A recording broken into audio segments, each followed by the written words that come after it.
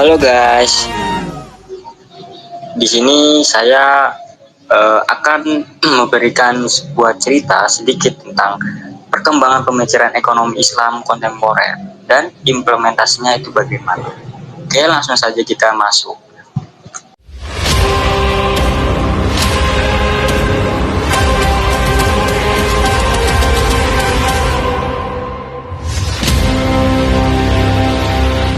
Nah, dulu ekonomi Islam ini sering dianggap sebagai kajian teoritis yang kaku atau sekedar kumpulan aturan tentang apa yang tidak boleh dilakukan. Nah, tapi hari ini ceritanya sudah sangat berbeda.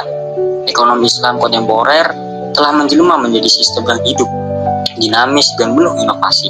Ia seperti remaja yang baru saja menemukan jati dirinya, siap menjawab tantangan ekonomi modern dengan senjata utamanya, yakni prinsip-prinsip syariah yang berkeadilan.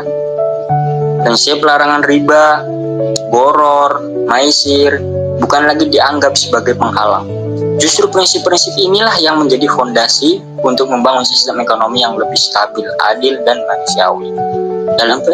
Dalam presentasi ini, kita akan jalan-jalan menyusuri evolusi pemikirannya.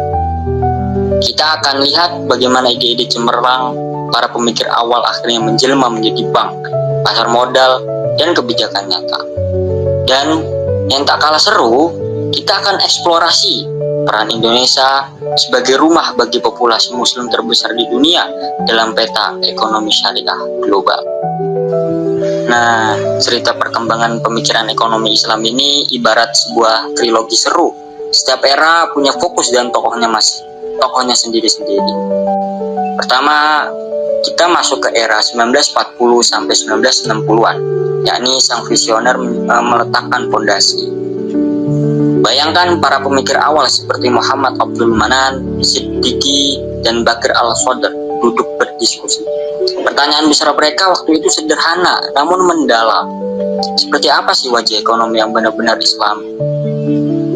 Begitulah ungkapan pertanyaan diskusi mereka. Mereka ingin membedakan dari kapitalisme yang kadung liar dan sosialisme yang terlalu mengekang. Namun, apakah kamu tahu jawaban mereka temukan dalam konsep tauhid? Jawaban bagi mereka, ekonomi tidak boleh dipisahkan dari nilai-nilai spiritual.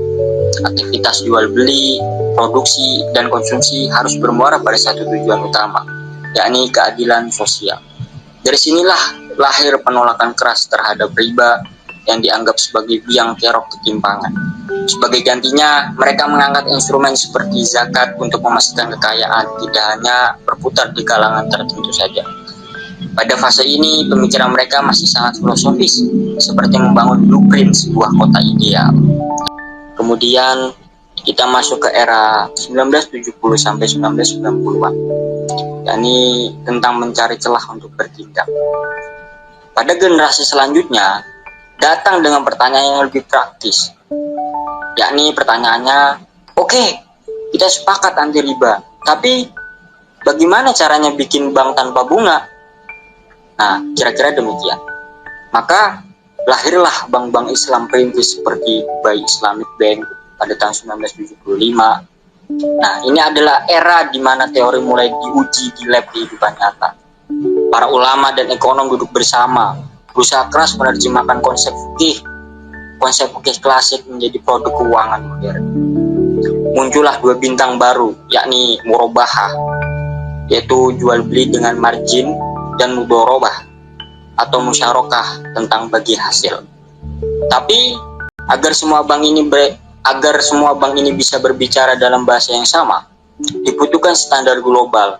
Maka hadirlah AAOIV di Bahrain, semacam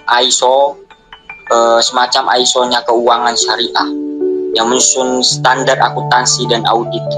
Mereka inilah yang menjembatani dunia fikih yang klasik dengan kompleksitas keuangan modern.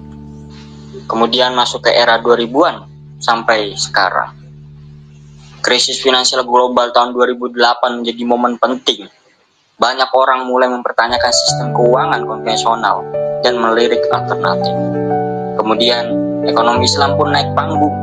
Pemikir seperti Umar Chapra mengingatkan, ini bukan cuma tentang bank, tapi tentang sistem ekonomi yang menyeluruh dan berkeadilan untuk sosial. Artinya, butuh kebijakan fiskal dan moneter yang juga selaras dengan syariah. Inovasi pun meroket. Sukuk atau obligasi syariah menjadi idola baru untuk pembiayaan infrastruktur. Lembaga seperti IFSB didirikan untuk memastikan stabilitas industri secara global. Dan kini kita melihat gelombang baru. Apa itu gelombang baru? Seperti fintech syariah dan ekonomi hijau syariah, membuktikan bahwa sistem ini tidak ketinggalan zaman. Lalu, bagaimana semua teori dan pemikiran itu diterapkan? Mari kita lihat di dunia nyata, terutama di Indonesia. Yang pertama, pilar pendukung atau membangun ekosistem. Bayangkan kita membangun rumah, kita butuh pondasi dan atap. Dalam ekonomi syariah, pondasinya adalah regulasi dan atapnya adalah strategi. Di tingkat global, kita punya AAOIFI dan IFSB yang menjadi rulebook internasional. Sementara di Indonesia, kita punya OJK dan BI yang mengawasi jalannya industri. Yang unik, kita punya DSN MUI, semacam Dewan Guru tertinggi yang memastikan semua produk sudah syar'i. Dan untuk mengkoordinasi semuanya, hadirlah KNEKS yang punya misi besar, yaitu membangun ekosistem halal dari hulu ke hilir. Terus yang kedua, jantungnya perekonomian atau perbankan syariah. Inilah tempat di mana filosofi diuji intinya. Perbankan syariah ingin mengubah hubungan kreditur dan debitur yang seringkali tidak seimbang menjadi hubungan mitra usaha atau penjual pembeli yang lebih adil. Di sini ada 3 macam akad. Yang pertama, bagi hasil atau mudharabah atau musyarakah. Ini adalah jiwa sebenarnya, seperti dua sahabat yang patungan usaha dan untung dibagi, rugi ditanggung bersama. Ini digunakan untuk membiayai proyek. Yang kedua, akad jual beli, yaitu mudharabah. Ini yang paling populer. Bank membelikan mobil atau rumah yang kamu butuhkan, lalu menjualnya padamu dengan margin yang disepakati dan transparan. Yang ketiga, sewa atau ijarah. Mirip leasing, kamu bayar sewa dan di akhir periode bisa jadi hak milikmu. Bukti komitmen Indonesia, lahirnya Bank Syariah Indonesia atau BSI pada tahun 2021 dari merger 3 bank syariah BUMN. Ini seperti menyatukan 3 pahlawan untuk membentuk kekuatan yang lebih besar, menunjukkan keseriusan negara dalam membesarkan ekonomi syariah. Terus yang ketiga, pasar modal, bermain di liga yang lebih besar. Yang pertama, sukuk. Ini seperti obligasi tanpa berbasis aset nyata. Indonesia adalah salah satu penerbit sukuk terbesar di dunia. Uang dari penerbit sukuk ini digunakan untuk membangun jalan, jembatan, dan infrastruktur lainnya. Terus saham syariah. Saham syariah dalam Jakarta Islamic Index atau JII sudah melalui filter ganda. Bisnisnya harus halal dan kondisi keuangannya harus sehat, yaitu minim utangnya berbunga. Yang keempat, jiwa sosial atau jiswab, kepedulian yang terorganisir. Inilah yang membedakan ekonomi Islam, perhatiannya yang kuat pada keadilan. Zakat, infak, dan sedekah atau JIS dikelola secara profesional oleh Basnas. Zakat dialihkan untuk program pemberdayaan seperti modal usaha dan pelatihan keterampilan. Wakaf uang, ini adalah game changer.